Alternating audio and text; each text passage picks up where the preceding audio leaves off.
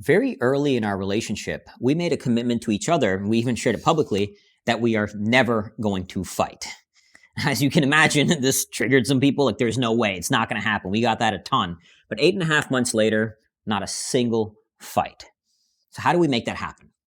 Now, there's a lot to this topic, of course. There's a lot to create in a day-to-day rituals of a relationship. But what we want to address here is just in the moment of a disagreement, how do you deal with that moment so it doesn't lead to a fight? Because a disagreement and a fight are two very different things. Extremely. Extremely. And inevitably with two people, you're going to have disagreements because you're two people coming at life through different lenses and different worldviews, but it does not have to escalate into a fight.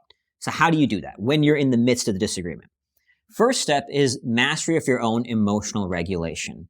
Now, this, of course, takes training, and it's on you to do that, but you have to bring that. We both have spent a ton of time working on ourselves before we even got to each other, that when something comes up, a disagreement, we can pause. Hey, I'm feeling this. Because emotional regulation and doing this in a relationship does not mean you don't feel what you feel. You're not denying your feelings. You're allowing yourself to feel it. Hey, I'm feeling sad. I'm feeling frustrated. And if you need to, you can pause and just tell your partner, that's on you to do that. Hey, I'm feeling really frustrated now. I'm going to go take a minute. I'm going to go take a day, whatever, and we'll talk about this, and we'll set a time, this time in the calendar to talk about this deep issue or whatever it may be. So when we find ourselves in a disagreement, we're really good at saying, hey, I'm feeling this way, and we acknowledge, pause, accept, own our own feelings so we can respond to it instead of reacting to it.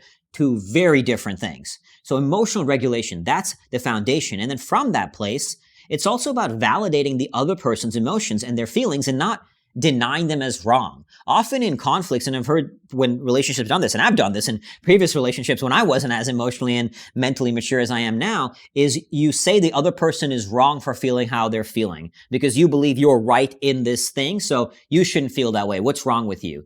That is not helpful. Inevitably, that's going to create more of this and friction and a fight. So it's validating. Hey, got it. I appreciate that you feel this way. I respect that you feel this way. And giving them the space to feel and allow them to know that it's okay to feel the way they're feeling. There's no right, wrong, or good, bad about it. We're all allowed to feel how we feel.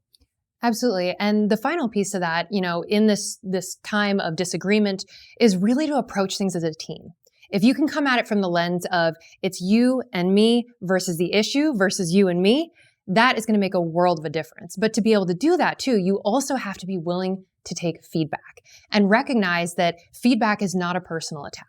It is your partner, if you're both approaching this as a team, looking for a solution together. So you can have these civil discussions, and goodness knows, we both have big feelings. There's been times where I've cried and we've come back and discussed things, but it's always approaching the conversation about something that could potentially be a disagreement from that place of civility and really being calm when you're trying to look for a solution with your partner, which is ultimately the goal. Because when you're approaching it as a team, you can be solution oriented and recognize that it is you and your partner working through this.